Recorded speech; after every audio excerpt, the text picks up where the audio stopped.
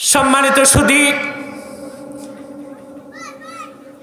1 লক্ষের উপর সাহাবী দাঁড়ায় ছিলেন।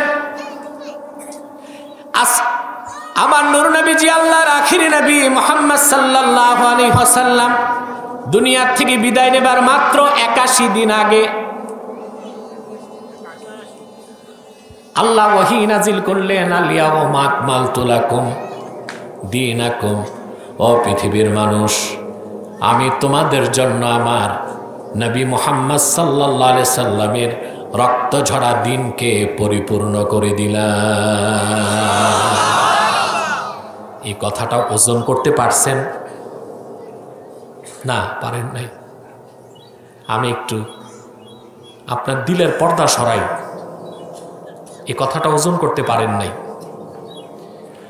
আদম থেকে ঈসা 1 লক্ষের উপর নবী, হাজার হাজার বছর দিনের দাওয়াত দিয়েছেন, দিন তো পরিপূর্ণ হয় নাই। অথচ আল্লাহর আখিরি নবী, নবীগণের মাথার তাজ নূর নবীজি আমার মুহাম্মদ সাল্লাল্লাহু আলাইহি ওয়াসাল্লাম 1500 বছর আগে মাত্র 23 বছর দাওয়াত দিয়েছেন দিনের। রাসূলুল্লাহর 23 বছরের মেহনতের কারণে আল্লাহ দ্বীন ইসলামকে পরিপূর্ণ করে দিলেন। তাহলে লাখের উপর নবীর মেহনত একদিক, আর আল্লাহর আখিরি নবী মুহাম্মদ সাল্লাল্লাহু আলাইহি সাল্লামের 1500 বছর আগে 23 বছরের মেহনত আরেক দিক। আল্লাহর কাছে কোন মেহনতের দাম বেশি?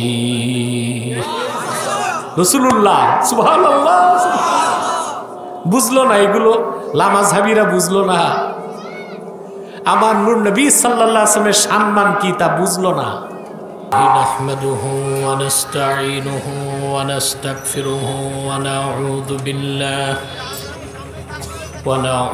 بالله من شرور أنفسنا ومن سيئات أعمالنا. من يهده الله فلا مضل له ومن يضلله فلا هادي له.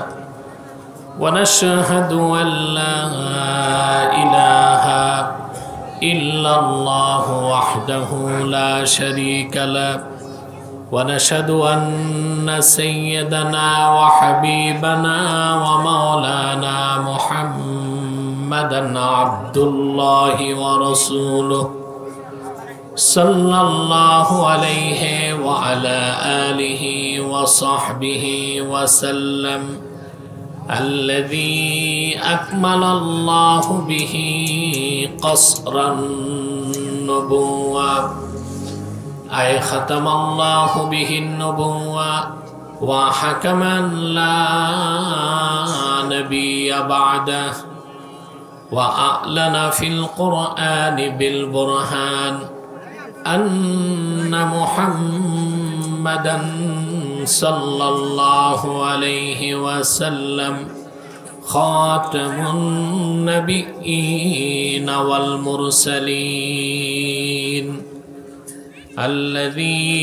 أرسله بالحق بشيرا ونذيرا وداعيا إلى الله بإذنه وسراجا منيرا. فقد قال الله تعالى في كلامه المجيد والفرقان الحميد. কি অবস্থা? সাউন্ড কোথায়? ইকো লাগবে না।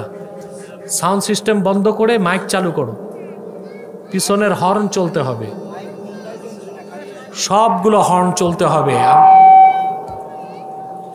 শুধু চোঙ্গা ঝুলাই দিলে হবে না বাজতে হবে?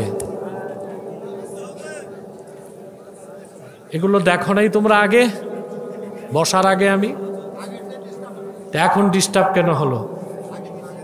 আগের থেকেই ডিস্টার্ব? বাহ,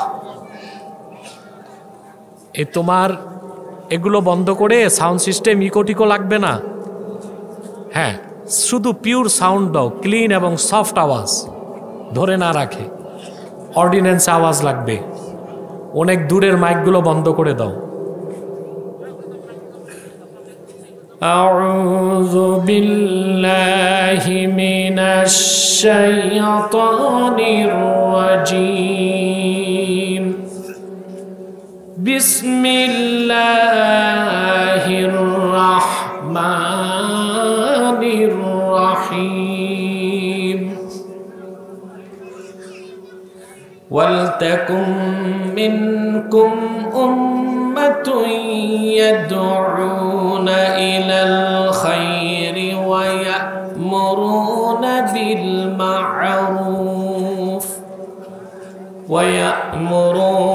بالمعروف وينهون عن المنكر وأولئك هم المفلحون صدق الله العظيم وصدق رسوله النبي الكريم ونحن على ذلك من الشاهدين والشاكرين কোনো ফোন বাজবে না, সব বন্ধ। আলহামদুলিল্লাহ রাব্বিল আলামিন। হ্যাঁ, এইভাবে ঠিক করো, আস্তে আস্তে ঠিক করতে থাক। আমি গেটে এসে দেখছি আওয়াজ টাওয়াজ নাই।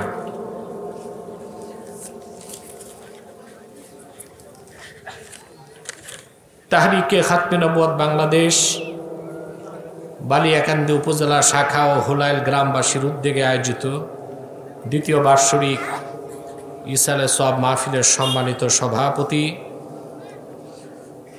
জনাব ইমতাজ উদ্দিন খান, হাজারাত উলামায়ে কেরাম, তুলাবায়ে এজাম, বিভিন্ন প্রান্ত থেকে যারা এসেছেন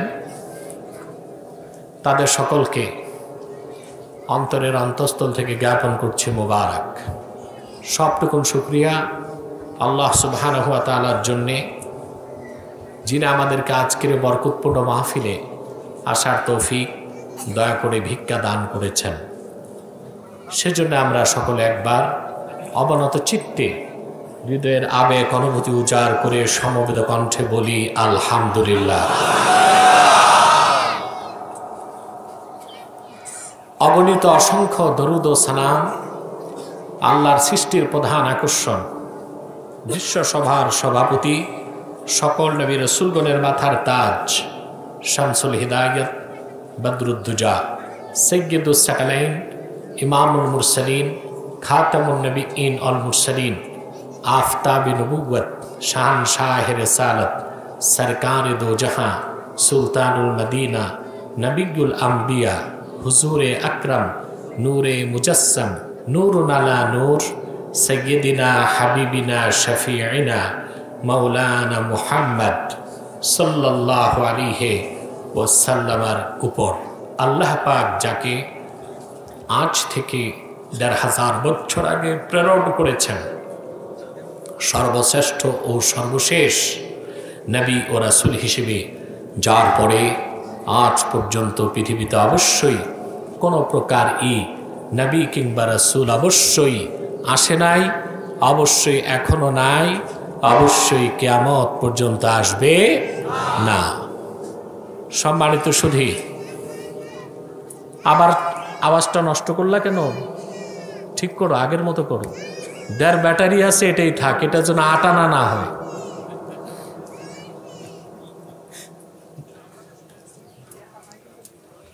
এগুলো কি দরকার? মেশিন আনছো কেন? মাইক চালাও, মাইক। সম্মানিত সুধী, কোরআন কারীম থেকে আমি তেলাওয়াত করেছি সূরা আল ইমরান থেকে ১০৪ নম্বর আয়াত। কত? আমাদের কাজ কি, কর্মসূচি কি, আমাদের সফলতা কোন পথে, এই কথাগুলো আল্লাহ তাআলা সূরা আল ইমরান ১০৪ নম্বর আয়াতে বলে দিয়েছেন। ইহকালীন কল্যাণ এবং পরকালীন স্বার্থে মুক্তির জন্য আমি এই আয়াতকে কেন্দ্র করে নির্ভরযোগ্য মুফাসসির এবং মুহাদ্দিসগণের দৃষ্টিকোণ থেকে কিছু কথা আপনাদের সামনে তুলে ধরব ইনশাআল্লাহ। কোরআনের দাওয়াত নিয়ে যারা মানুষের দুয়ারে দুয়ারে যায়, তারা একরকম চিকিৎসক। তারা কি? তো চিকিৎসক ভালো জানে রোগীদের রোগ কি আর ঔষধ কি। ডাক্তারকে যদি রোগী পরামর্শ দেয় এটা লিখেন না, ওই রোগী ভালো হবে? তা আমরা যারা আধ্যাত্মিক চিকিৎসক আমাদেরকে পরামর্শ দিবেন না কোনটা বলবো কোনটা বলবো না। এখানে এক ভাই কাগজে লিখে দিছে, হুজুর অনুরোধ রাজনীতির কথা বলবেন না। তা আমি তো নিজেই রাজনীতি করি না, তবে আমি রাজনীতি শিখাই। আমি আওয়ামী লীগকে রাজনীতি শিখাই, বিএনপিকে শিখাই, জাতীয় পার্টিকে শিখাই, জামাতকেও শিখাই। আমি শিক্ষক। এখন ছাত্র যদি শিক্ষককে বলেন স্যার এইটা পড়ান এটা পড়ায়েন না, ওই ছাত্র কোনোদিন মানুষ হবে? তো শিক্ষকের ভূমিকায় আমি আছি, আমাকে পরামর্শ দিবেন কি বলবো কি বলবো না। পৃথিবীতে রাজনীতি করে না পশু আর ফেরেশতা, মানুষ রাজনীতির বাইরে থাকতে পারে না। কে শিখালো আপনাদেরকে এসব কথা? আলেম ওলামা পীর মাশায়েখ রাজনীতি করবে না? তা আপনারা ঘোষণা দেন যারা পীর মাশায়েখ আলেম ওলামা তারা ভোটার থাকবে না, ভোট নিবেন তাদের, আর রাজনীতি করতে দিবেন না। এ তো মগের মূল্যক না, এটা তো বাংলাদেশ। হ্যাঁ বলতে পারেন কোন রাজনৈতিক দলকে আমরা কটাক্ষ করব না, সবার হেদায়েত করব। এটা হচ্ছে কথার কথা, এটা কাজের কথা। কি বলেন আপনারা? মাইক যদি ঠিক না চলে আমি আর কি বলবো? আমরা মুমিন মুসলমান শান্তিকামী। ভাতে কেউ মারবে না, তোমাকে হাতে মারবে না, ভাতে মারবে। ব্যবসা চলবে না কিন্তু এলাকায়। মাইক চেক করো, আমি আসার আগে যেমন ছিল ওই রকম করো।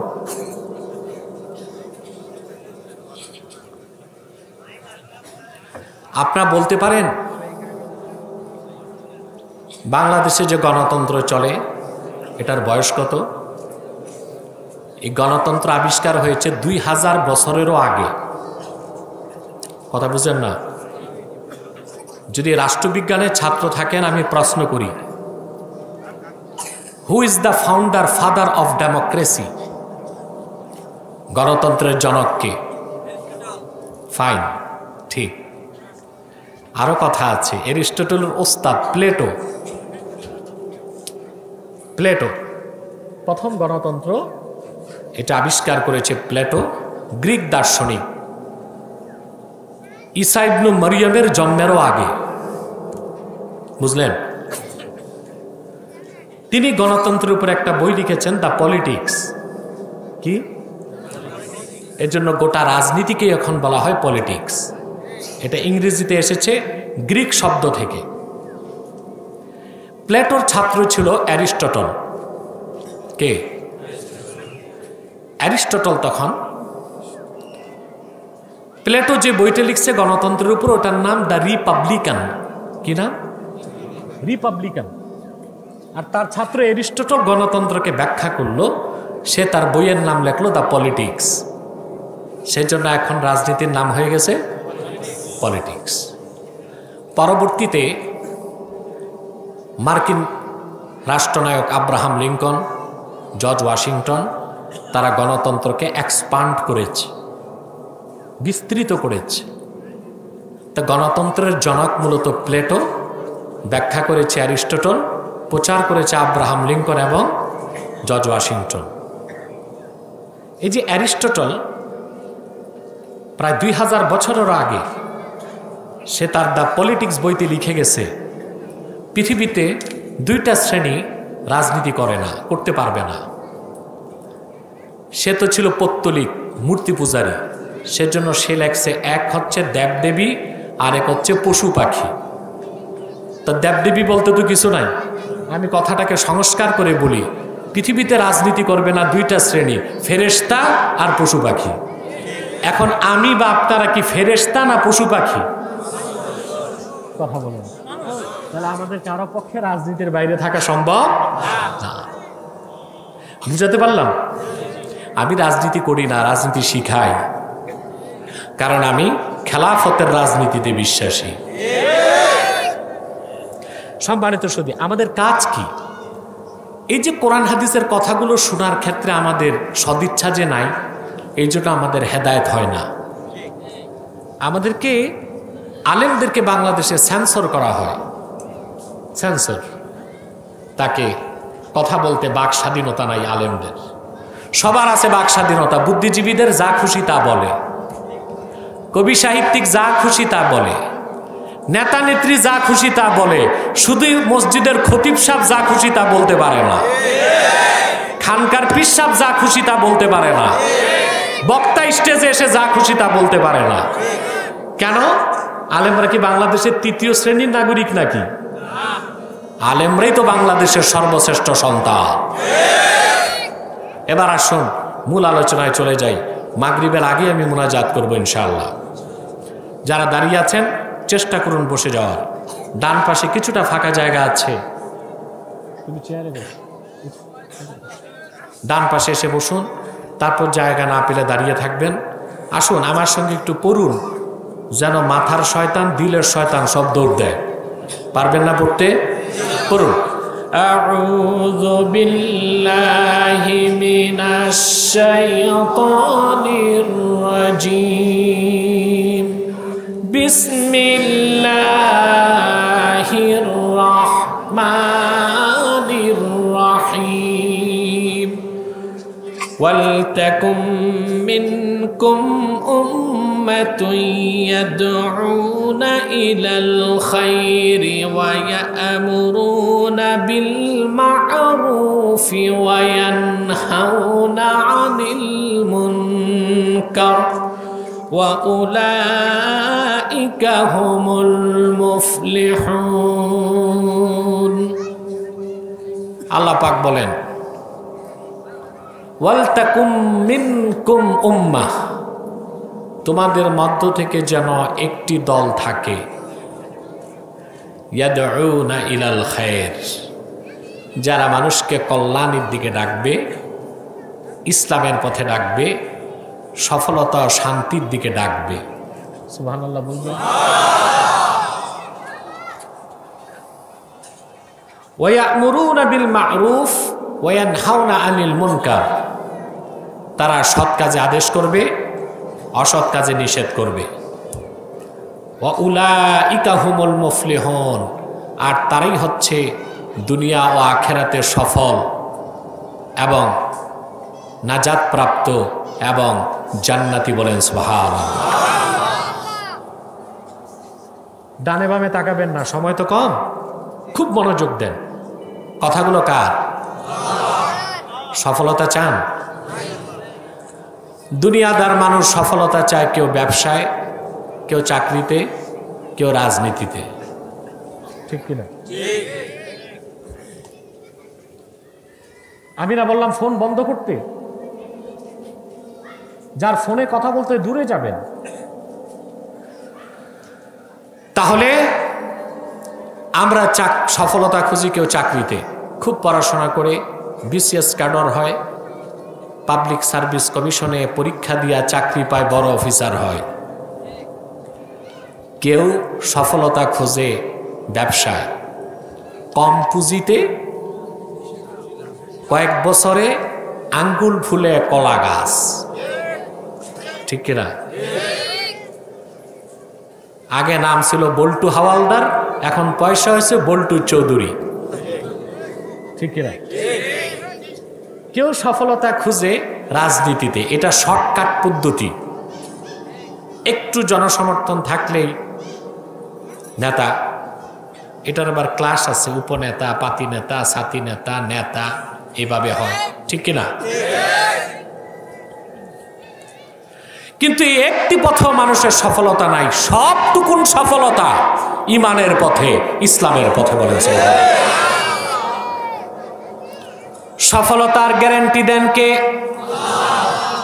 কারা দুনিয়ায় সফল, আখেরাতে সফল? আল্লাহ তাআলা বলেন, قد أفلح المؤمنون الذين هم في صلاتهم خاشعون।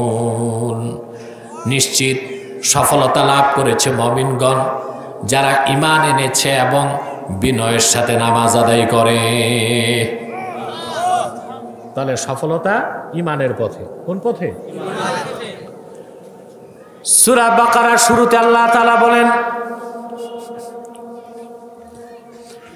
الذين يؤمنون بالغيب ويقيمون الصلاة ومما رزقناهم ينفقون والذين يؤمنون بما أنزل إليك وما أنزل من قبلك وبالآخرة هم يوقنون।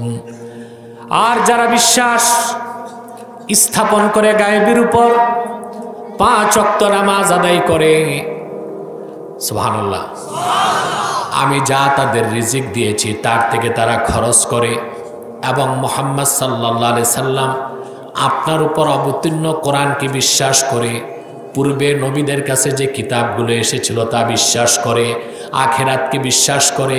আল্লাহ পাক বলেন, উলাইকা আলা হুদাম মির রাব্বিহিম ওয়া উলাইকা হুমুল মুফলিহুন। তারাই তাদের রবের প্রদত্ত হেদায়েতের উপর প্রতিষ্ঠিত, আর তারাই নিশ্চিতভাবে সফলতা লাভ করেছে। বলেন সুবহানাল্লাহ। তো সফলতা কি চাকরিতে, ব্যবসায়, রাজনীতিতে, মানুষের তৈরি করা তন্ত্র মন্ত্র মতবাদে, না আল্লাহর কোরআনের পথে, ইমানের পথে, ইসলামের পথে, নাজাত ও হেদায়েতের পথে, যা দেখাতে পারে একমাত্র কোরআন এবং সুন্নাহ। ঠিক কিনা বলেন? আল্লাহ রাব্বুল আলামিন সূরা আলে ইমরানে 104 নম্বর আয়াতে একই কথা বলেন। কারা সফল? আল্লাহ বলেন, ওয়াল তাকুম মিনকুম উম্মাতুন ইয়াদউনা ইলাল খায়রি ওয়া ইয়া'মুরুনা বিল মা'রুফি ওয়া ইয়ানহাউনা আনিল মুনকার ওয়া উলাইকা হুমুল মুফলিহুন। তোমাদের মধ্যে যেন একটি দল থাকে, ইয়াদউনা ইলাল খায়র, যারা মানুষকে খায়রের দিকে ডাকবে। সুবহানাল্লাহ বলবেন। ওয়া ইয়া'মুরুনা বিল মা'রুফ, সৎ কাজে আদেশ করবে। ওয়া ইয়ানহাউনা আনিল মুনকার, অসৎ কাজে বাধা দিবে। আল্লাহ পাক বলেন, ওয়া উলাইকা হুমুল মুফলিহুন, তারাই সফল। অর্থাৎ যারা মানুষকে দ্বীনের পথে দাওয়াত দিবে, সৎ কাজে আদেশ করবে, অসৎ কাজে বাধা দিবে, এই 3টা কাজ যারা করবে তারা কি সফলতার গ্যারান্টি কে দিয়েছেন? এখন ব্যাখ্যার শুরুতেই সুয়ালে মুকাদ্দারের জবাব দিতে হয়।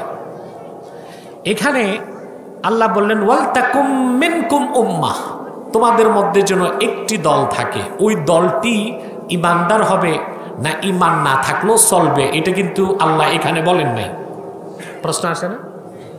এখন যারা ইমান আনলো না, বেঈমান, তারা যদি মানুষকে হকের দাওয়াত দেয়, সৎ কাজে আদেশ করে, অসৎ কাজে নিষেধ করে, বুঝেন নাই, তারা কি সফল হবে কিনা এটা প্রশ্ন না। সকল ইবাদতের নেক কাজের পূর্ব শর্ত হচ্ছে পরিপূর্ণ ইমান। ইমান ছাড়া ওয়াজ নসিহত, দাড়ি টুপি, জুব্বা কুর্তা, সৎ কাজে আদেশ, অসৎ কাজে নিষেধ, যাকাত ফিতরা দান খয়রাত কিছুই কবুল হবে না। কথা বুঝতেছেন? আল্লাহ রাব্বুল আলামিন অন্যত্র বলেন, কোরআন শরীফের অন্যত্রে তিনি স্পষ্ট করে দিয়েছেন, ওয়ামান ইয়াবতাগি গায়রাল ইসলামি দীনান ফালান ইউকবালা মিনহু ওয়া হুয়া ফিল আখিরাতি মিনাল খাসিরিন। আর যে হতভাগা মুহাম্মদ সাল্লাল্লাহু আলাইহি ওয়াসাল্লামের রিসালাতকে বিশ্বাস করল না, ওনার আনিত দ্বীনকে গ্রহণ করল না, শরীয়তকে মানল না, তার নামাজ, রোজা, হজ, যাকাত, মসজিদ, মাদ্রাসা, কোরবানি, জিকির, ফিকির, কোন একটা নেক আমল আল্লাহর দরবারে গৃহীত হবে না। ফতোয়া কার? জোরে বলতে হবে। তাহলে এখানেও স্পষ্ট বোঝা যায়, এটাই ব্যাখ্যা, এটাই চূড়ান্ত সত্য যে দলটি মানুষকে হকের পথে দাওয়াত করবে তাদেরকে মুমিন হতে হবে, মুসলিম হতে হবে, ইমানদার হতে হবে। এখন দ্বিতীয় ব্যাখ্যা হচ্ছে, আল্লাহ বলেছেন ওয়ালতাকুম মিনকুম উম্মাহ, তোমাদের মধ্যে যেন একটি দল থাকে, ইয়াদউনা ইলাল খায়র, যারা মানুষকে কল্যাণের দিকে ডাকবে। খায়ের শব্দের বাংলা তর্জমা হচ্ছে ভালো, কল্যাণ, উত্তম, শ্রেষ্ঠ। কথা বুঝতেছেন? এখানে খায়ের অর্থ কি প্রশ্ন আসে না? সমস্ত মুফাসসির একমত, ইয়াদউনা ইলাল খায়র, তোমাদের মধ্যে একটি দল মানুষকে খায়ের বা কল্যাণের দিকে ডাকবে। সবাই একমত, সেই খায়ের হচ্ছে শুধুমাত্র ইসলাম, অর্থাৎ মানুষকে দাওয়াত দেওয়া হবে শুধু ইসলামের দাওয়াত। কারণ ইসলামের বাইরে কোনো তন্ত্রমন্ত্র মতবাদ, তার মধ্যে কোনো কল্যাণ নাই। আছে কল্যাণ? ইসলামের বাইরে কোনো কল্যাণ আছে? ইসলামের বাইরে কোনো সত্য আছে? এই জন্য খায়ের অর্থ শুধুমাত্র কি? কথা বলে না, ইসলাম। বাদশাহ আকবর একটা নতুন ধর্ম বের করছিল, কিছুটা ইসলাম থেকে নিয়েছিল, কিছুটা হিন্দু ধর্ম থেকে, কিছুটা খ্রিস্টান ধর্ম থেকে। ওইটার নাম দিছিল দ্বীন এলাহি। নজবিল্লাহ বলবেন না? এখন আবার ইহুদিরা একটা ধর্ম বের করতে চাচ্ছে, এটার নাম আব্রাহামিজম। কিনা? হযরত ইব্রাহিমের নামে। এটার বাংলাদেশে প্রচার করতেছে তারা যারা নিজেদেরকে দাবি করে আহলে কোরআন, হাদিস মানে না, শুধু কোরআন মানে। একটা দল আছে না, এটার নেতাকে আমি ধরছিলাম, দেখছেন? কথা বলে না।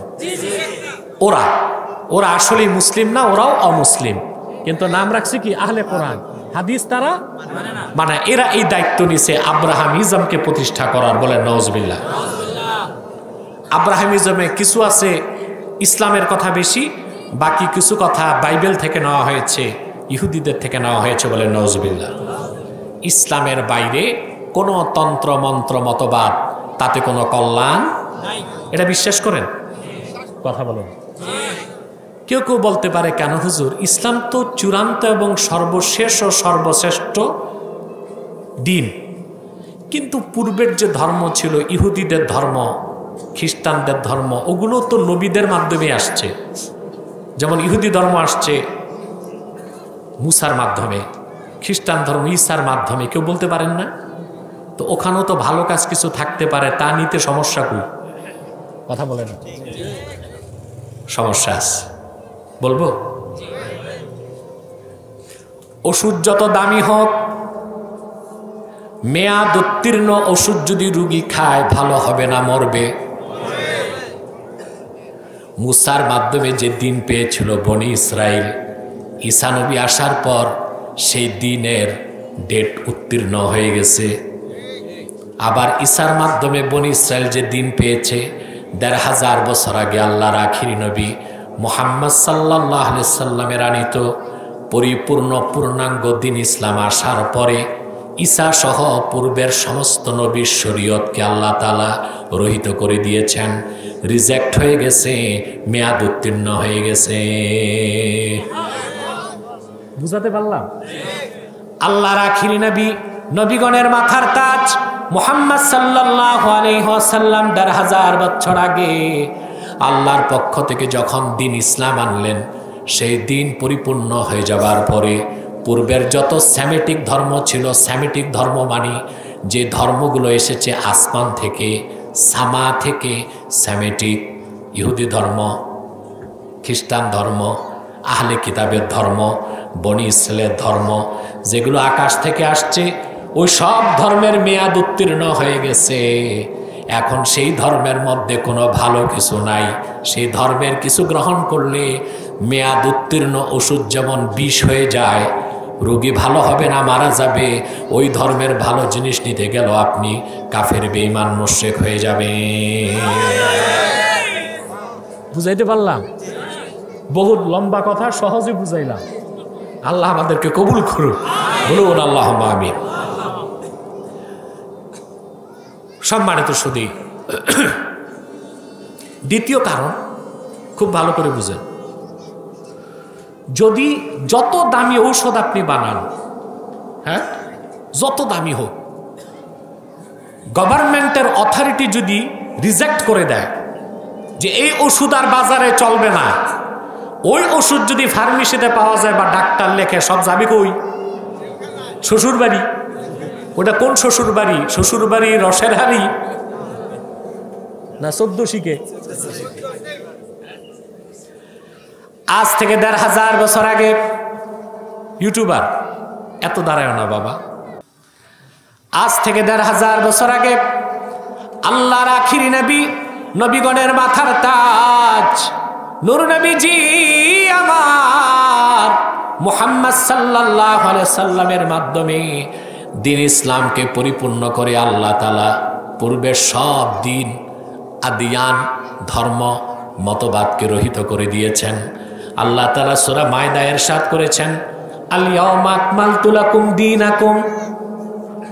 এই আয়াতের ব্যাখ্যায় ইমামে খাজেন, তাফসীর খাজেনে লেখেন, আল্লাহর হাবিব মুহাম্মদ সাল্লাল্লাহু আলাইহি ওয়াসাল্লাম বিদায় হজ্জে আরাফার ময়দানে যখন উপস্থিত হলেন, আসর নামাজের শেষ সময়, মাগরিব নামাজের কিছু আগে, আল্লাহর রসুল উষ্টির পিঠে বসা ছিলেন। রসুল্লাহর সামনে 1 লক্ষের উপর সাহাবী দাঁড়ায় ছিলেন। একটি বর্ণনায় 1,24,000, আরেক বর্ণনায় 1,40,000। বর্ণনায় মতভেদ কেন? যারা বর্ণনা করেছেন 1,24,000 তারা মহিলা সাহাবী আর শিশুদেরকে বাদ দিয়েছেন। যারা বলেছেন 1,40,000 তারা মহিলা সাহাবী এবং শিশুদেরকে গণনায় এনেছেন। দুই মতের মধ্যে কোনো মত বিরোধ নাই। সুবহানাল্লাহ কইতে মিয়া মোটামুটি ভালো মানুষ আছো, এটা কিরাম কথা যে তোমরা সুবহানাল্লাহ জোরে বলো না? সুবহানাল্লাহ। আল্লাহ কবুল করুন, মঞ্জুর করুন। এগুলো পকেটে রাখুন, বলুন আল্লাহুম্মা আমিন। আমি খুব দ্রুত চলতেছি, রকেট গতিতে, কারণ মাগরিব তো সামনে, ঠিক কি না? সম্মানিত সুধী, 1 লক্ষের উপর সাহাবী দাঁড়ায় ছিলেন। আমার নূর নবীজি, আল্লাহর আখিরি নবী মুহাম্মদ সাল্লাল্লাহু আলাইহি ওয়াসাল্লাম দুনিয়ার থেকে বিদায় নেবার মাত্র 81 দিন আগে আল্লাহ ওহী নাজিল করলেন, আল ইয়াউমা আকমালতু লাকুম দীনাকুম। ও পৃথিবীর মানুষ, আমি তোমাদের জন্য আমার নবী মুহাম্মদ সাল্লাল্লাহু আলাইহি সাল্লামের রক্ত ঝরা দিনকে পরিপূর্ণ করে দিলাম।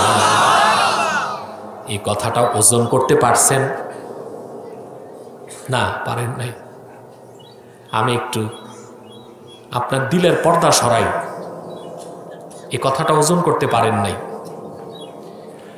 আদম থেকে ঈসা 1 লক্ষের উপর নবী, হাজার হাজার বছর দিনের দাওয়াত দিয়েছেন, দিন তো পরিপূর্ণ হয় নাই। অথচ আল্লাহর আখিরি নবী, নবীগণের মাথার তাজ, নূর নবীজি আমার মুহাম্মদ সাল্লাল্লাহু আলাইহি ওয়াসাল্লাম 1500 বছর আগে মাত্র 23 বছর দাওয়াত দিয়েছেন দিনের। রাসূলুল্লাহর 23 বছরের মেহনতের কারণে আল্লাহ দ্বীন ইসলামকে পরিপূর্ণ করে দিলেন। তাহলে লাখের উপর নবীর মেহনত একদিক, আর আল্লাহর আখিরি নবী মুহাম্মদ সাল্লাল্লাহু আলাইহি সাল্লামের 1500 বছর আগে 23 বছরের মেহনত আরেক দিক। আল্লাহর কাছে কোন মেহনতের দাম বেশি? রাসূলুল্লাহ। সুবহানাল্লাহ। বুঝলো না এগুলো, লামাযহাবীরা বুঝলো না। আমার নূর নবী সাল্লাল্লাহু আলাইহি ওয়াসাল্লামের সম্মান কি তা বুঝলো না। কথায় কথায় বেয়াদবি করে, গুস্তাখি করে, ঈমান নষ্ট করে, ঠিক কি না? সম্মানিত সুধী, আল্লাহ তার হাবিব মুহাম্মদ সাল্লাল্লাহু আলাইহি ওয়াসাল্লামের দ্বীনকে, ওনার আনিত দ্বীন ইসলামকে 1500 বছর আগে পরিপূর্ণ করে দিলেন। ওয়া আতমামতু আলাইকুম নি'মাতি, তোমাদের উপর আমার নিয়ামতকে সমাপ্ত করলাম। ওয়ারাদিতু লাকুমুল ইসলামা দীনা, বাস চূড়ান্ত final decision, final decision decide by almighty Allah. ওয়ারাদিতু লাকুমুল ইসলামা দীনা, সব ধর্ম তন্ত্র মতবাদ সব রহিত হয়ে গেল, আমার কাছে একমাত্র দিন, আল্লাহ বলেন একমাত্র আমি দিন হিসেবে স্বীকৃতি দিলাম ইসলামকে। তাহলে আর পূর্বের ধর্মের কিছু মানার সুযোগ যাই ভালো আছে ওটাও কি হয়েছে, মেয়াদ উত্তীর্ণ, date has been expired, date চলে গেছে, মেয়াদ চলে গেছে, এখন ওই পূর্বের ধর্ম থেকে ভালো কিছু নেওয়ার সুযোগ নাই। এই যদি হয় সেমেটিক রিলিজিয়ান্স, আসমানি ধর্মগুলোর অবস্থা, তো বাকি যেগুলো আছে হিন্দু ধর্ম, বৌদ্ধ ধর্ম, মানুষের আবিষ্কৃত সংস্কৃতি, কালচার, আদর্শ, মতবাদ, এর তো কোনো নাম্বারই নাই, আছে? তাহলে এখান থেকে আরেকটা বিষয় স্পষ্ট হয় যে আমরা এই যে ইন্টারফেইথ, আন্তধর্মীয় মতবাদ, এটা আরেকটা কুফরি মতবাদ, এগুলো মুসলমান মানতে পারে না। ঢাকাতে সেমিনার হয়, বৌদ্ধ ধর্মের একজন থাকে, হিন্দু ধর্মের একজন, খ্রিস্টান ধর্মের একজন, আর দাড়িওয়ালা টুপিওয়ালা মৌলবী একজন। ওনারা সম্প্রীতি সমাবেশ করে। কি করে? সম্প্রীতি সমাবেশ করে, অর্থাৎ সব ধর্মের লোককে নিয়ে চলতে চায়। যেখানে আল্লাহ সুযোগ দিলেন না ওখানে ওরা সুযোগ করতেছে, কত বড় পণ্ডিত হয়ে গেছে। আসলে লেবাসে দেখতেই দাড়ি টুপিওয়ালা মৌলবী, ওই মৌলবী যেটা ইন্টারফেতে যায় বসে, ওইটাও একরকম ঠাকুর টাইপের মৌলবী, ঠিক কিনা? এরা কিন্তু ধ্বংস করতেছে বাংলাদেশ, ঠিক কিনা? সম্মানিত সুধী, কথা খেয়াল করতেছেন? তাহলে খায়ের একমাত্র কিসে? ইসলামে। আল্লাহ বলেন ইয়াদউনা ইলাল খায়ের, তোমাদের মধ্যে উম্মতে মুহাম্মাদের মধ্যে একটি দল যেন থাকে যারা মানুষকে খায়েরের দিকে ডাকবে, মানে ইসলামের দিকে ডাকবে। স্পষ্ট কথা বলেন? এখন ওই দলটার সিফত কি হবে, বৈশিষ্ট্য কি? এক, ওই দলটা হতে হবে উলামায়ে কেরাম। দাওয়াতের কাজ করবে মূলত কারা? আলেমরা। বাকি আওয়াম তাদের সহযোগিতা করবে, কিন্তু মূল দাওয়াতের কাজে আওয়াম আসতে পারবে না। মূল দাওয়াত দিবে কে? দলিল দেন। ওয়ালতাকুম মিনকুম উম্মাতুন ইয়াদউনা ইলাল খায়র। এই আয়াতের ব্যাখ্যা করতে যে ইমাম হাফেজ জালালউদ্দিন সৈয়দী রাহমাতুল্লাহ লেখেন, এখানে যে মিনকুমের মিন, এটা লিত্তাবঈজ, মিনটা তাবঈজের জন্য, মিনটা ওয়ামা যুকিরা ফিহি ফারযু কিফায়া লা ইয়ালজামু কুল্লাল উম্মাহ। এখানে ওয়ালতাকুম মিনকুম আল্লাহ বলেছেন এই মিনটা তাবঈজের জন্য, তার মানে একটি দল দাওয়াতের কাজ করবে। কয়টি দল? এটা ফরজে কেফায়া, যেটা ফরজে কেফায়া হয় ওটা কি সবার উপর ফরজ না কোনো একটি দলের উপর ফরজ? সবার উপর ফরজ না কারো কারো উপর ফরজ? দাওয়াতের কাজ ফরজে কেফায়া, এই দায়িত্বটা আলেমরা পালন করবে, পুরা উম্মতের উপর দায়িত্ব নয়, বাকিরা সহযোগিতা করবে। ইমামে কুরতুবী জামিউ তাফসীর কুরতুবীতে লেখেন একই তাফসীর, মিন লিত্তাবঈজ ওয়াজিবু আইয়াকুনু উলামা। এখানে মিনকুমের মিন হচ্ছে তাবঈজের জন্যে, তার মানে অবশ্যই যে দলটি কল্যাণের পথে, ইসলামের পথে দাওয়াত দিবে, কোরআন হাদিস দিয়ে মানুষকে দাওয়াত দিবে, অবশ্যই তাদের আলেম হতে হবে। কি হইতে হবে? আলেম হইতে হবে। আমাদের দেশে দাওয়াত, দিনের দাওয়াত দিতে আলেম লাগে না। ওই দেখা যায় দাড়ি পাকছে, চুল পাকছে, বুঝেন না, কোনো পীরের সহবতে থেকে বা কোথাও একটু ঘোরাঘুরি করে এখন দাওয়াতের কাজ শুরু করে দিস, মিম্বরে বসে গেছে, ইমাম সাহেবের আর চান্স নাই। ঠিকটাও মিয়া ঠিক মতো কইলা না। এখন তো দেশে স্কলারের অভাব নাই, কলেজ ভার্সিটির লোক, উকিল, ম্যাজিস্ট্রেট, ব্যারিস্টার, সচিব, এ সূরা ফাতিহা ঠিক মতো পড়তে পারে না, বাসায় চর্চা করে এখন হয়ে গেছে ইসলামিক স্কলার। নাম কি? এক এক নাম, motivational speaker, scholar, Islamic scholar. ওইটা স্কলার না, স্ক্রু ড্রাইভার। মাদ্রাসায় না পড়ে আবার কিসের স্কলার হওয়া যায়? এই আব্দুল মতিন, তোমরা এত উঠাউঠি করো কেন? মাদ্রাসায় না যে স্কলার হওয়া যায়? আচ্ছা ভাই, সহজে বুঝেন একটু, যেহেতু ইউটিউবার ভাইরাও আছে, ওদের সুবিধার জন্য বলি, ক্যাপশন ঠিক মতো করতে হবে। ক্যাপশন ঠিক মতো করতে হবি, বুঝলে? তোমরা তো ক্যাপশন করো কি ঝগড়া লাগাও। শুধু অধিকাংশ ইউটিউবারের ক্যাপশন হয় বাস আর ফাঁস। কে কারে বাস দিল, কে কার গোমো ফাঁস করল। না, এগুলো কনস্ট্রাকটিভ কোনো কাজ না, গঠনমূলক কাজ না, এগুলো হচ্ছে ঝগড়া লাগানো।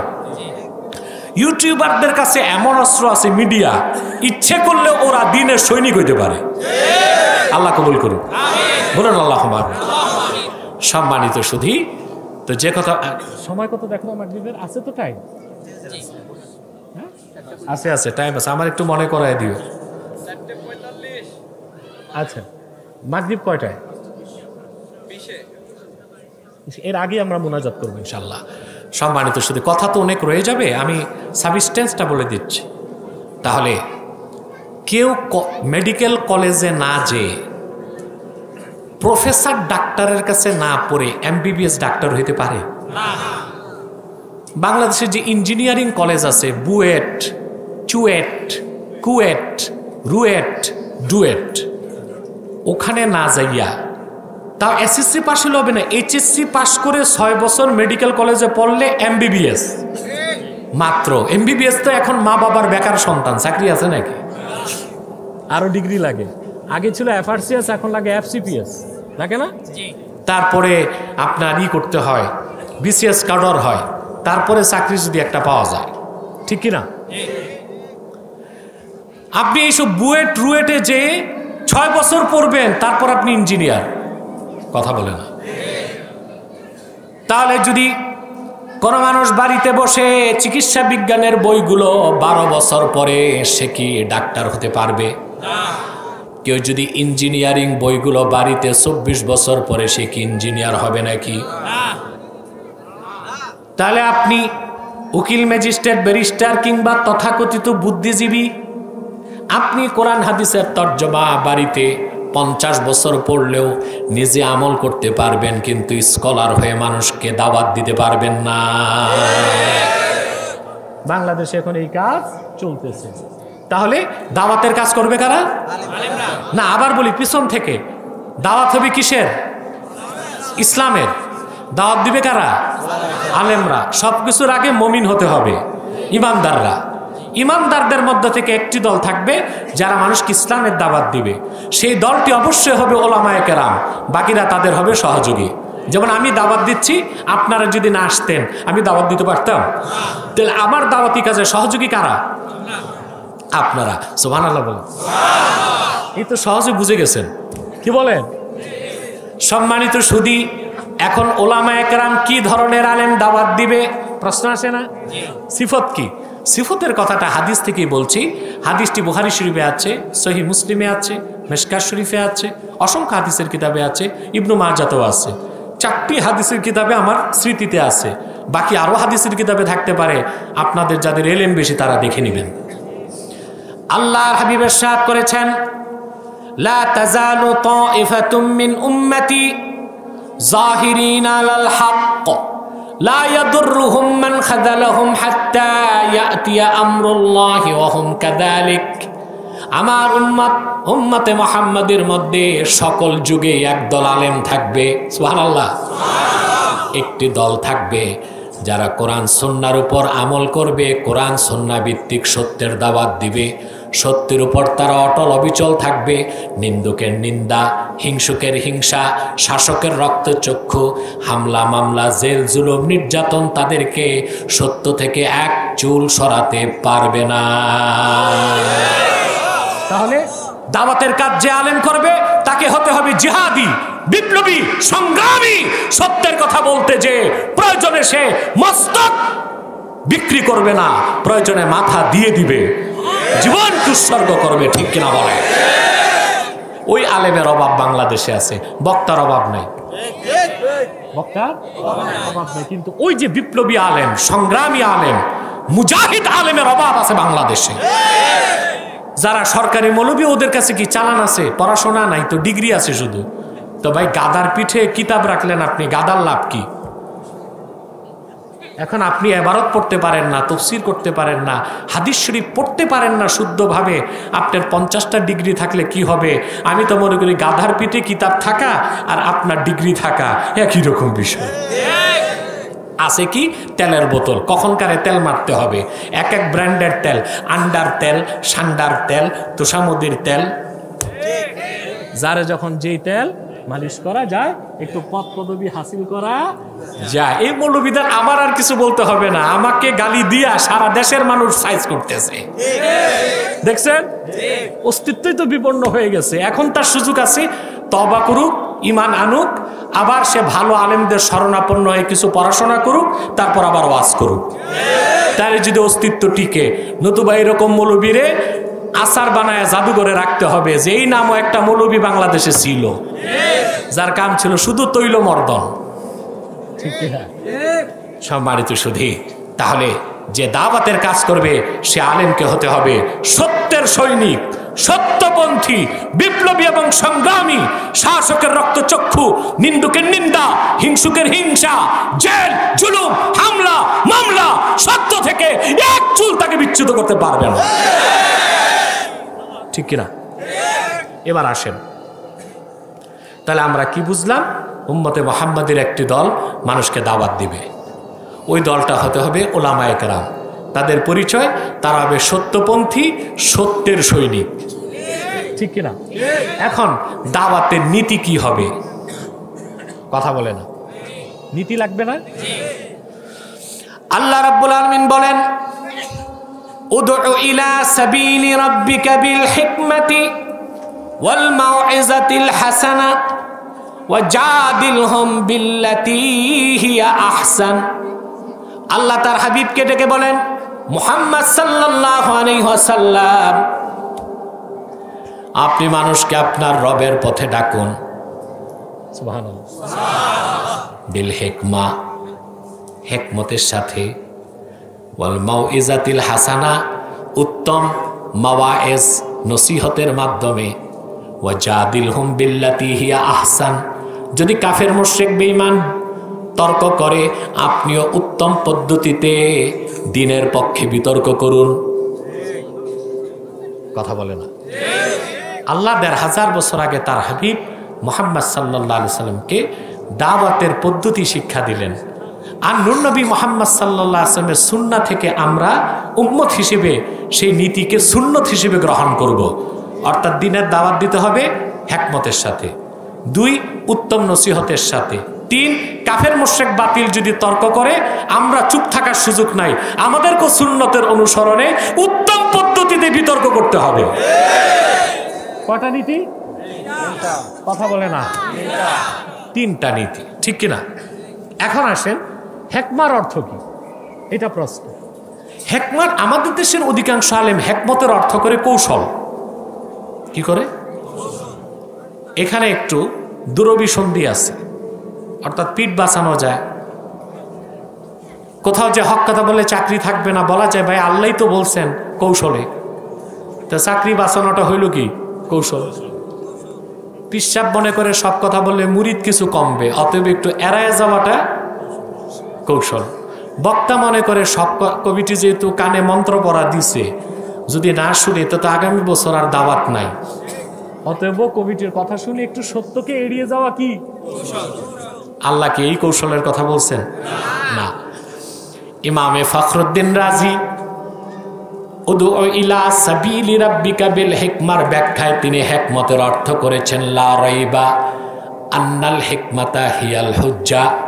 কোনো সন্দেহ নাই, দাওয়াতের কাজে আল্লাহ কোরআনে যে হিকমতের কথা বলেছেন, সেই হিকমত অর্থ পিঠ বাঁচানো নয়, চাকরি বাঁচানো নয়, মুরিদ টিকানো নয়, শ্রোতা ধরে রাখা নয়। সেই হিকমতের অর্থ হচ্ছে দলিল, এভিডেন্স, ডকুমেন্ট। অর্থাৎ দ্বীনের দাওয়াত হবে দলিলের সাথে। কিসের সাথে? দলিল হলো কোরআন, দলিল হলো হাদিস, দলিল হলো ইজমা, দলিল হলো কিয়াস। এর বাইরে মন গড়া কাহিনী, গল্প, গুজব দিয়া দাওয়াতের কাজ হয় না। মানুষকে কিছুক্ষণ মন মাতানো যায়। কি করা যায়? বাংলাদেশে যা হচ্ছে এখন, ঠিক কিনা? বক্তারে কন্ট্যাক্ট করিয়ে আনে 50,000 টাকা, আর কমিটি তাকে শর্ততে 2 ঘন্টা ওয়াজ করতে হবে। বক্তা টাকা গনে, মিনিট গনে। এখন চালান তো নাই, তো কি করবে? আধা ঘন্টা ওয়াজ, বাকি 1.5 ঘন্টা আওয়াজ। ওই নসুহা বিবির কাহিনী, নতুবা দাদা পীরের গল্প, চাচা পীরের গল্প, এই গল্প গুজব দিয়া 2 ঘন্টা পার হইল। তারপর মানুষ আস্তে আস্তে বাড়ি গেল। বাড়ি যাওয়ার পর যদি বউ জিজ্ঞেস করে কি ওয়াজ শুনলা, আপনি নিজেই বলবেন কিচ্ছু মনে নাই, শুধু মজা লাগছে।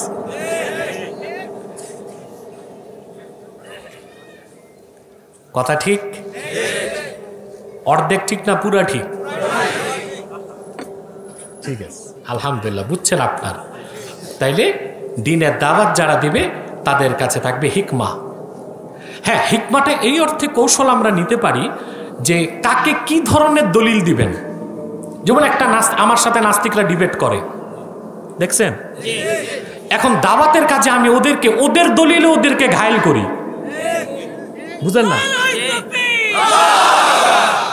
ওদের দলিল ওদেরকে ঘায়েল করে আমরা দেখাই কোরআন হাদিস চূড়ান্ত সত্য, আর তোমরা যেটা নিয়ে আসো ওটা পুরাটাই মিথ্যা, কাল্পনিক, নিজস্ব মন গড়া মতবাদ। কথা বুঝেন না? ঢাকা বিশ্ববিদ্যালয়ের ছাত্র একটা নাস্তিক বসে আছে, আপনি তাকে মনে করেন আপনাকে কোনো বিশ্ববিদ্যালয়ে দাওয়াত দিয়েছে, আর ওইখানে যে আপনি পর্দার ওয়াজ শুরু করছেন না, দেখা যায় বিশ্ববিদ্যালয়ের ছাত্র 70% নাস্তিক। তাকে আপনাকে বুঝাতে হবে যে আল্লাহর কোরআন চিরসত্য, মহাসত্য, ধ্রুব সত্য, রাসূলুল্লাহর হাদিস চিরসত্য, মহাসত্য, ধ্রুব সত্য। তখন আপনি কোরআন হাদিসের দলিল সামনে রেখে নাস্তিকরা বিজ্ঞান পূজারী, তাদের বিজ্ঞানের অসারতাগুলো তুলে ধরবেন। তখন সে কোরআনের পথে আসবে। যখন সে কোরআনকে মানবে তখন সে নামাজ মানবে, পর্দা মানবে, হজ মানবে, জাকাত মানবে, আখেরাত মানবে, কবর মানবে, সব মানবে। এই যে আপনি নির্ধারণ করলেন কাকে কি ধরনের দলিল দিবেন, এটা হিকমা। কিন্তু হিকমার মূল অর্থ কি? কৌশল না দলিল? 2 নাম্বার, ওয়াল মাউইজাতিল হাসানা, উত্তম নসিহত করতে হবে। কোরআন, আপনার যদি ঘটনা বলতে হয় সেটা কোরআন থেকে বলতে হবে, হাদিস থেকে বলতে হবে। কারণ আল্লাহ কোরআনের ঘটনাকে বলেছেন আহসানাল কসস, ঠিক কিনা? সুবহানাল্লাহ। কোরআন হাদিসের ঘটনা যতক্ষণ শুনবেন প্রতি হরফে 10 নেকি পাবেন। কিন্তু কোরআন হাদিস বাদ দিয়া লাইলি মজনুর কেচ্ছা, কথা বলে না।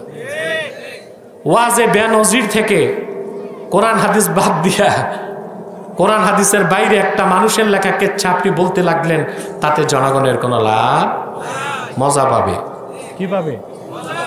ফায়দা। 3 নাম্বার হচ্ছে মুজাদালা। আল্লাহ দিনের দাওয়াত যখন নিয়ে যাবেন, কাফের মুশরিক বেঈমান বাতিল তর্ক করতে আসবে, তখন আপনি চুপ থাকার সুযোগ নাই যে না, বিতর্ক করা যাবে না। আল্লাহর হুকুম, নূর নবী মুহাম্মদ সাল্লাল্লাহু আলাইহি ওয়াসাল্লামের শেখানো সুন্নাহ, এবং এটা পূর্বের নবীদেরও সুন্নাত ছিল যে আপনি উত্তম পদ্ধতিতে বিতর্কে যোগ দিন। আপনি উত্তম পদ্ধতিতে বিতর্ক করে ইসলামের শ্রেষ্ঠত্ব প্রমাণ করে কাফের মুশরিক কুফর ও শিরকের অসারতা প্রমাণ করে দিবেন। কথা বুঝতে পারছেন? এবার আসেন, তারপর আল্লাহ পাক বলেন ওয়ায়ামুরুনা বিল মা'রুফি ওয়া ইয়ানহাউনা আনিল মুনকার, সৎ কাজে তারা আদেশ করবে, অসৎ কাজে নিষেধ করবে। ওয়া উলাইকা হুমুল মুফলিহুন, তারাই সফল। তো সৎ কাজে আদেশ, অসৎ কাজে নিষেধ, এটা আলেমদের উপরও ফরজ, শাসকদের উপরও ফরজ, জনগণের উপরও ফরজ। সৎ কাজে আদেশ, অসৎ কাজে নিষেধ, এটা 3টা ক্ষেত্র, 3টা শ্রেণী। কথা বলে না? ক্ষেত্র কয়টা? শ্রেণী কয়টা? আল আমরবে, এ মিয়া সাহেব, এ লোক বোধ ইমাম সাহেব মাগরিব পড়াবে, আগে দৌড়ে যাচ্ছে, কারণ এর তো দেরি করলে চাকরি থাকবে না। সেক্রেটারি বলবে কই গেছিলেন, দেরি হইল কেন? সেক্রেটারি 5 ওয়াক্ত নামাজ না পড়ুক, ইমাম সাহেবের 5 ওয়াক্ত থাকতেই হবে। আমি আগেই বলছি মুনাজাত আমরা আজানের আগেই করবো ইনশাল্লাহ। দেখো তো টাইম কত, 5টা বাজে। 5টা বেজে গেছে, আর বেশি সময় না, খুব সংক্ষেপে দুটো কথা বলেই একটা মেসেজ আপনাদেরকে দিতে পারবো ইনশাল্লাহ। কথা বুঝতেছেন ভাই? তো যে কথা বলছিলাম, সৎ কাজে আদেশ, অসৎ কাজে নিষেধ, এটার কয়টা ক্ষেত্র, শ্রেণী কয়টা? 3টা। 1, আল আমরু বিল মারুফ ওয়ান নাহয়ু আনিল মুনকার আলাল উমারা'i বিল ইয়াদি ওয়া আলাল উলামা'i বিল লিসান ওয়া আলা আওয়ামিন নাস বিল কলবে। সৎ কাজে আদেশ, অসৎ কাজে নিষেধ শাসক করবে হাত দিয়ে। কথা বলে না? শাসক কি দিয়ে করবে? আলেম করবে জবান দিয়ে, জনগণ করবে অন্তর দিয়ে। তারা সৎকে গ্রহণ করবে, অসৎকে বর্জন করবে। তাহলে সৎ কাজের আদেশ, অসৎ কাজের নিষেধ উম্মতে মুহাম্মাদের মধ্যে প্রথম শ্রেণী যারা শাসক তাদের উপর ফরজ কিনা বলেন? এখানেই তো কোরআনের রাজনীতি চলে আসলো। তাহলে কেমন করে রাজনীতি বাদ দিব? সুযোগ তো নাই। তোমরা করো কল্যাণ নেওয়ার রাজনীতি, আমরা রাজনীতি। তোমরা করো লুটপাটের রাজনীতি, আমরা শিখাই ইনসাফের রাজনীতি। তোমরা করো হানাহানি সন্ত্রাস, আর আমরা শিখাই খেলাফতের আদলে রাষ্ট্র ব্যবস্থা, যে রাষ্ট্র মানুষকে দিবে পৃথিবীতে সফলতা, আখেরাতে মুক্তি। ঠিক কিনা? তাহলে সৎ কাজে আদেশ, অসৎ কাজে নিষেধ, এটা শাসকদের উপর ফরজ কিনা? আলেমদের উপর ফরজ কিনা? জনগণের উপর ফরজ কিনা? শাসকদের উপর ফরজ কি দিয়ে? আলেমদের উপর, জনগণ। একটা উদাহরণ দিচ্ছি, নামাজ আপনারা পড়েন? কথা বলে না? নামাজের ক্ষেত্রে শরীয়তের হুকুম কি? ব্যক্তিগতভাবে ফরজ নামাজ পড়া, আবার নামাজ প্রতিষ্ঠা করাও ফরজ।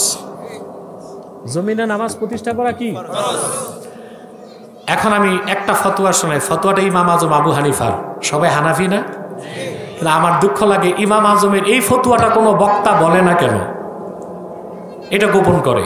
আমি বলবো, বিশ্ববরণ্য ইমাম আবু হানিফা রাহমাতুল্লাহ, তার ফতোয়া হচ্ছে ইন্না তারিকাস সালাতি লা ইউকাফফার ওয়া লা ইউকতাল ওয়ালাকিন ইউহবাসু ওয়া ইউদরাবু হাত্তা ইউসাল্লিয়া। যে ইমানদার মুসলমান নামাজ পড়বে না, আবু হানিফা বলেন তারে কাফের বলা যাবে না, তবে তাকে হত্যাও করা যাবে না, তবে তারে অ্যারেস্ট করতে হবে। যতক্ষণ নামাজ না পড়ে ততক্ষণ তাকে কিছু কিছু পানিশমেন্ট দিতে হবে, বেত্রাঘাত। যখন নামাজ শুরু করবে জেলখানা থেকে খালাস পাবে। ফতোয়া কার? আবু হানিফা। এই ফতোয়া বলে হানাফিরা? কথা বলে না। এটা বললে তার চাকরি বাকরি থাকে না। এখন মনে করেন এটা ইমাম আজমের ফতোয়া যে বেনামাজি যদি, কাফের মুশরিক যদি নামাজ না পড়ে আমরা কিছু বলতে পারবো না। আগে ইমান এনে মুসলিম দাবি করে যদি নামাজ না পড়ে, মুসলিম জনপদের যারা শাসক তাদের উপর ফরজ হচ্ছে যে নামাজ পড়বে না তাকে বেত্রাঘাত করবে। 10 বেত, 15 বেত, 25 বেত, 30 বেত, যার যদ্দুর লাগে। এখন মনে করেন আজকে মাগরিবের পর যদি আপনারা কেউ যে বাজারে বেনামাজি ধরে বেত লাগান 30টা, খাইবেন কয়টা? 50টা। সিভিল পার্সন বাদ দেন, এলাকার চেয়ারম্যান সাহেব যে যদি বেনামাজিরে বেত লাগায় তার চেয়ারম্যানগিরি থাকবে? এই আসনের এমপিও যদি বেনামাজি ধরে বেত লাগায় সংসদে কথা উঠবে, এই এমপি তো জঙ্গিবাদী, আফগানিস্তান থেকে আসছে, তাকে ইমপিচ করা হবে। এলাকার সবচেয়ে বড় পিসাবও যদি বেনামাজি ধরে বেত লাগায় 10টা, পিসাবের পাগড়ি ঠিক থাকলেও কুর্তা ঠিক থাকবে না। থাকবে? কিন্তু যদি রাষ্ট্রীয়ভাবে আইন গ্রহণ করা হয়, যখন আজান হবে কেউ বাজারে, আদালতে, মাঠে ঘাটে, সংসদে কোথাও থাকতে পারবে না, নামাজে যেতে হবে। শাসক যদি আইন পাশ করে সংসদে কোরআন সুন্নাহর আলোকে, তাহলে বেনামাজিকে আর 25 বেত দিতে হবে না। পুলিশের হুইসেল পেলেই সব ওযু করে মসজিদে ঢুকবে কিনা বলেন? এখানে সৎ কাজের আদেশ করলো কে? শাসক। আর আলেম ওয়াজের মাধ্যমে বুঝাবে, ভাই তুমি যদি মুসলমান হও নামাজ না পড়লে তুমি কোটি কোটি বছর জাহান্নামে জ্বলবা। এটা আলেমের কাজ। আর জনগণ নামাজকে আদরের সাথে অন্তরে গ্রহণ করবে। এই হচ্ছে সৎ কাজ। আচ্ছা, মদ পান করা কি অসৎ কাজ? মদ পান করা কি? আচ্ছা, আমি 3 ঘন্টার বক্তব্য 1 ঘন্টায় দিচ্ছি, এই জন্য খুব দ্রুত চলতেছি। আপনাদের কষ্ট হচ্ছে নাকি? এটা কিরাম কথা? কষ্ট তো হচ্ছি, কিন্তু কষ্টটা মিষ্ট। সুবহানাল্লাহ। তো অনেকগুলো ভাই দাঁড়িয়ে আছে, ওনারা দাঁড়িয়েই মজা পায়, দাঁড়ায় থাক, সমস্যা নেই, শান্তিতে আছে দাঁড়ায়। মিটিং মিছিল করতে করতে অভ্যাস হয়ে গেছে, আর বসে না, দাঁড়াই থাকে। আবার কিছু মানুষ হচ্ছে জিএমটিটি, জাতে মাতাল তালে ঠিক। যদি গোলমাল, যদি আল্লাহর রহমতে আমাদের মাহফিলে কখনো গোলমাল হয় না, যদি কোনো সমস্যা হয় দাঁড়ায় থাকলে সেফ এক্সিট, পালানো যায় সহজে, ঠিক কি না? মদ পান করা কি? না, বসতে হবে না, এখন তো আমি উঠে যাব, তার ওরা বসে কি করবে? দাঁড়াই থাক। তো বলছিলাম, মদ পান করা কি? বাংলাদেশে 50 বছর যাবৎ আলেমরা বলতেছে মদ পান করা হারাম, যে মদ পান করে 40 দিনের ইবাদত কবুল হয় না, মদ পান যে করে তারে সালাম দেওয়া যাবে না। দেশে মদ পান বন্ধ হইছে না বাড়তেছে? বাড়তেছে না? কারণ এই অসৎ কাজকে নিষেধ করার দায়িত্ব শাসক নেয় নাই। কথা বলে না, শাসক নেয় নাই। মনে করেন রাজবাড়িতে একটা মদের দোকান খুলছে, আপনারা মানবেন? শহরে, আরে ভাই গোপনে করে তো করে, প্রকাশ্য মদের বার একটা যদি খুলতে চায় রাজবাড়ি শহরে, মেনে নিবেন? দেখা গেল জুমার দিন আলেম ওলামা ঐক্য পরিষদ আছে না সব জায়গায়, ওনারা ঘোষণা দিল আগামীকাল জুমার পর মিছিল নিয়ে মদের দোকান বন্ধ করব। 40 মসজিদের ইমাম সাহেব 10,000 মুসল্লি নিয়ে গেছে, যায় দেখে পোশাকধারী সশস্ত্র কিছু অথরাইজড পারসন দাঁড়ায় আছে। কাছে যাবে কেউ? ওই 10 জন বলবে যা করছেন চিল্লা চিল্লি, এবার বাড়ি যান, দাওয়াত খান। এই লোক সরকারকে ট্যাক্স দিয়া মদ আনছে, প্রতি গ্লাসে আমরা সরকারকে ভ্যাট দিচ্ছি, অতএব এই মদের দোকান পাহারার দায়িত্ব হচ্ছে প্রজাতন্ত্রের। কথা বলে না? আপনারা ওখানে লাফালাফি করে চলে আসলো, তাহলে অসৎ কাজ নিষেধ করতে পারলেন না। কিন্তু যদি সংসদে পার্লামেন্টে বিল পাস হয় কোরআন সুন্নাহর আলোকে, প্রকাশ্যে মদ পান করা যাবে না, বেচাও যাবে না, মদের বার খুললে 10,000 মুসল্লি লাগবে না, 3 জন কনস্টেবল 1 জন দারোগা যদি এসে দাঁড়ায়, মদের দোকানদার শ্বশুর বাড়ি যাবে কিনা বলেন? তাহলে সৎ কাজে আদেশ, অসৎ কাজে নিষেধ, এটা করার জন্য 3টা শ্রেণী, শাসক, আলেম, জনগণ, 3টা ক্ষেত্র। শাসক তার ক্ষেত্রে করবে, আলেম তার ক্ষেত্রে করবে, জনগণ তার ক্ষেত্রে করবে। এখন কোন শাসক নামাজের প্রতিষ্ঠা করবে, মদ বন্ধ করবে, যেই সেই শাসক না কোরআন হাদিসে বিশ্বাসী শাসক? তাহলে ওই পার্লামেন্টে কোরআন ও হাদিস বিশ্বাস করে এই রকম লোকের দরকার আছে কিনা? নাই। তাহলে ইসলামী রাজনীতি বাদ দেবার কোনো সুযোগ? তবে ফর্মুলা গণতন্ত্র না, আমাদের ফর্মুলা হচ্ছে খেলাফতের আদলে।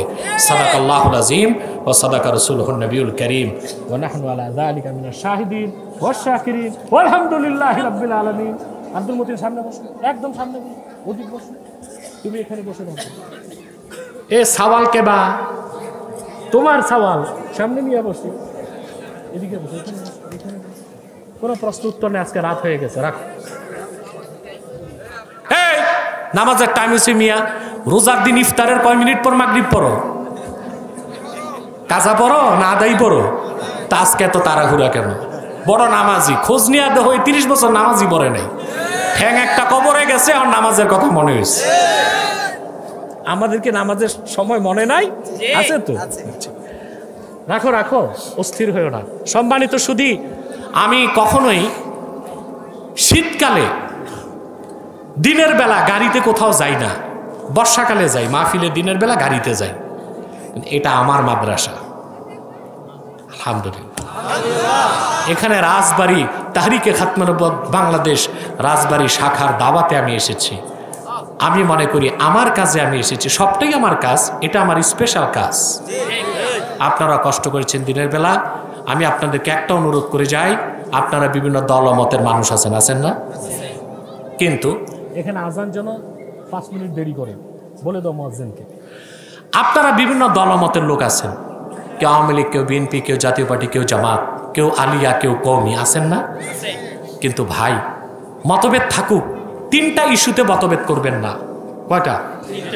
কয়টা? অধিক তাকাও সবাই জনগণের দিকে। কয়টা ইস্যুতে? 3টা ইস্যুতে কখনোই কোনো মতভেদ করবেন না। তা হচ্ছে ইসলামের সুমহান স্বার্থ রক্ষায় আমরা সব এক হয়ে যাব। রাজি আছেন? এই ক্ষেত্রে আমরা কে কোন দল তা মোটেও দেখব না।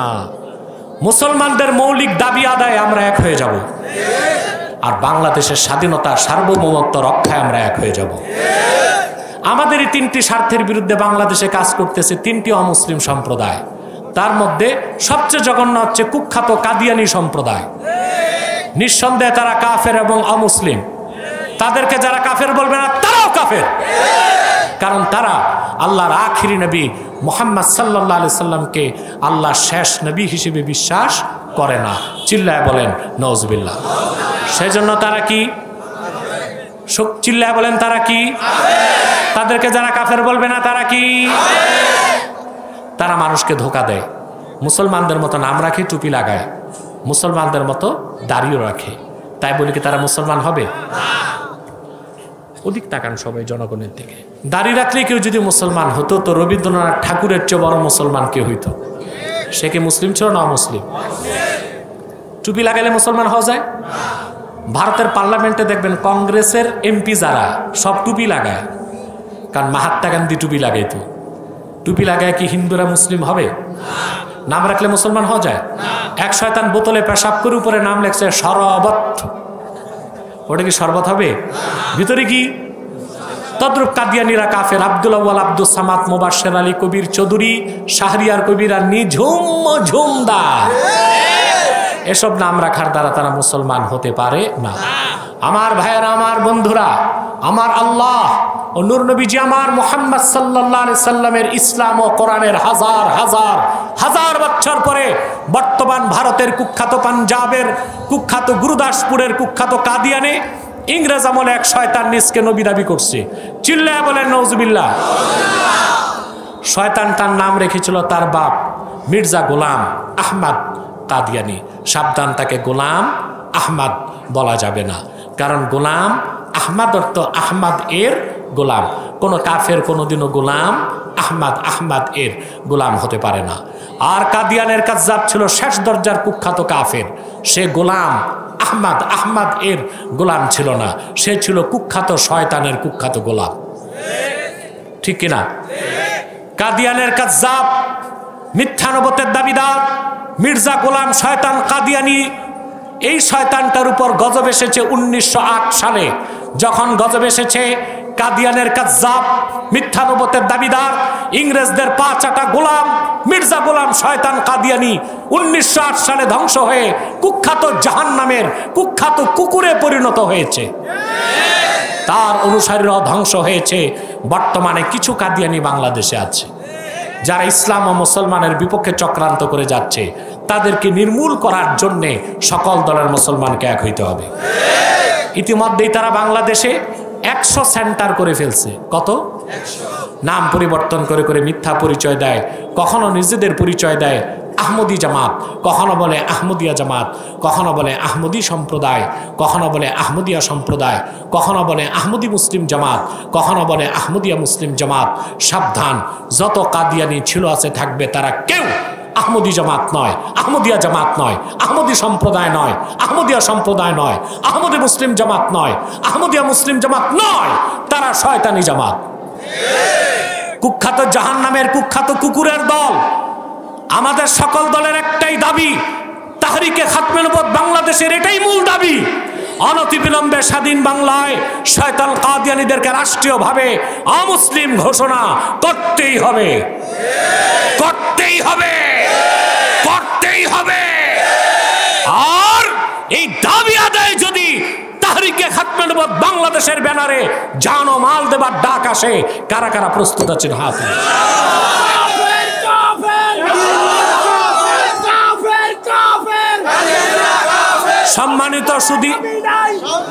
সম্মানিত সুধী, তাদেরকে অর্থনৈতিক সহযোগিতা করবেন না? করবেন? কথা বলে না। করবেন? করেন আপনারা? জি করেন। প্রাণ কোম্পানির যত জিনিস তাদের, সেজান কোম্পানির জুস তাদের, RFL এর পণ্যগুলো তাদের, প্রথম আলো, ডেলি স্টার, কালের কণ্ঠেগুলো তাদের। এগুলো ধরবেন না, কিনবেন না, বেচবেন না, মনে থাকবে। আমাদের তিনটি স্বার্থের বিরুদ্ধে আরেকটি দল কাজ করে যাচ্ছে, সেটা হচ্ছে ইসাই তরিকা। এটা খ্রিস্টানদের একটা দল, এদের ব্যাপারেও সাবধান থাকবেন। আরেকটা দলের কথা বলে দিই, যারা ইসলাম ও মুসলমানের শত্রু, হিজবুত তাওহীদ। আসলে এটা হিজবুত তাওহীদ না, হিজবুত শয়তান। টাঙ্গাইল থেকে বাইজিদ খান পন্নী এই ফেতনাটা আবিষ্কার করছে। এদের টাকা আসে ইসরায়েল থেকে। এদের ব্যাপারেও সাবধান থাকবেন। পারবেন তো ইনশাল্লাহ? আমি এখন দোয়া করব। আসুন, আমি দোয়া চাই সবার জন্য, বিশেষ করে তাহরিকে খাতমে নবুয়ত বাংলাদেশ রাজবাড়ী শাখাতে যারা কাজ করছে। আমার মৌলানা আবুল কাশেম সাহেব আছেন, আমার এখানে আব্দুল মতিন, তারপরে এখানে আরিফ আছে। আরিফ কোথায়? আরিফ আছে, এরপরে মাহফুজুর রহমানও তো আছে, অনেকে কাজ করছে। তবে কাশেম সাহেব কাজে খুব গাফলতি আছে। উনি যদি গাফলতি করে, উনি দুনিয়াতেও ধরা খাবে, আখেরাতেও ধরা খাবে। আমি তাকে সতর্ক করছি যে অন্তত সপ্তাহে 3-4 ঘন্টা, সপ্তাহে 3-4 ঘন্টা সংগঠনকে সময় দিবেন, মাসে একদিন। পারবেন তো ইনশাল্লাহ? আব্দুল মতিন তো আছে আল্লাহর রহমতে, আমার ছাত্র নাইম, এবার আমার এখানে সে ইফতা করতেছে। আবার আপনাদের পাংশার জামিল, সেও আমার ছাত্র, পড়াশোনা করতেছে এখন। এখানে যে মোহতামিম আরিফ, কোথায় মৌলানা আরিফ, সে আমার এখানে দাওরা করেছে, ইফতা করেছে। আপনারা এখানে ছাত্র পড়াবেন, হাফেজ বানাবেন, আর আব্বাসী মঞ্জিলে পাঠিয়ে দিবেন। যোগ্য ইসলামিক স্কলার, আলেম ও মুফতি হয়ে আসবেন ইনশাআল্লাহ। আল্লাহ কবুল করুক, মঞ্জুর করুক। জি, অনেকে দোয়া চেয়েছে, বিশেষ করে জমিদাতা ইমতাজউদ্দিন খান, বাচ্চু খান, টুটুল খান, যারা এত বড় কোরবানি করছে, আমরা দোয়া করব তাদের আত্মীয় স্বজন যারা মরে গেছে, আল্লাহ যেন তাদেরকে বেহেশত নসিব করেন। যারা বেঁচে আছে, আল্লাহ যেন তাদের হায়াত দারাজ করেন।